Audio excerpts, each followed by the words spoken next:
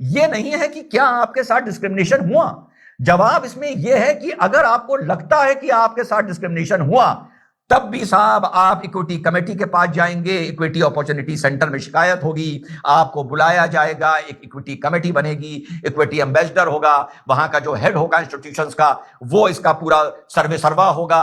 प्राथमिकता में आप एससी, एसटी, ओबीसी भी इसके मेंबर होंगे, जनरल भी मेंबर हो सकते हैं। पहले जो 2025 में इसका जो एक ब्लूप्रिंट आया था, उसमें ये ओबीसी के लिए नहीं था, लेकिन राजनीति की मजबूरी यह थी कि अब 2026 में भाजपा की पार्टी ने इसमें ओबीसी को भी इंक्लूड कर लिया है। यानी अब उत्तर प्रदेश में हमारे यादव भाई भी डिस्क्रिमिनेशन की उंगली उठा सकते हैं और किसी को फंसवा सकते हैं। उदाहरण दे रहा हूं। और राजस्थान में मीणा भाई, वाह वाह वाह, और कर्नाटका में वोकलिंगा भाई, ये सब जो राजनीति के सूरमा हैं, जो उस प्रदेश की सरकारें बना रहे हैं, जिनका माशाल्लाह बड़ा रुतबा और रसूख है, वो भी इसकी शिकायत जाकर कर सकते हैं और इस पर एक्शन हो सकता है। और अगर एक्शन नहीं लिया गया तो साहब कहो प्रिंसिपल पर जाके गाज गिर जाए। तो एक प्रिंसिपल क्या कहेगा, अपनी खाल को बचाने के लिए जो शिकायत आई है उसको मान लो और लड़के के खिलाफ, यानी जनरल कैटेगरी के लड़के के खिलाफ जो आपको एक्शन लेना है वो एक्शन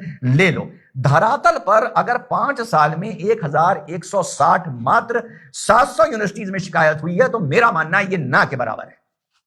सवाल उठता है कि अगर आपको अभी भी लग रहा था कि ऐसा कुछ हो रहा है, तो उसको रोकने के लिए और सकारात्मक कदम उठ सकते थे, सेमिनार्स हो सकते थे, एजुकेट किया जा सकता था, युवाओं को समझाया जा सकता था, लेकिन आपने लाकर उसको फिर से एक कानून में बांध दिया, जिसका जितनी भी सख्ती होगी उतना डिस्क्रिमिनेशन होगा, उतनी चिढ़ होगी। क्या करेगा एक जनरल लड़का? जनरल लड़का कहेगा भैया हम तुम्हारे हाथ जोड़ें, भैया तुम हमसे दूर ही रहो। लेकिन एससी एसटी तक तो ये बात समझ में आती है।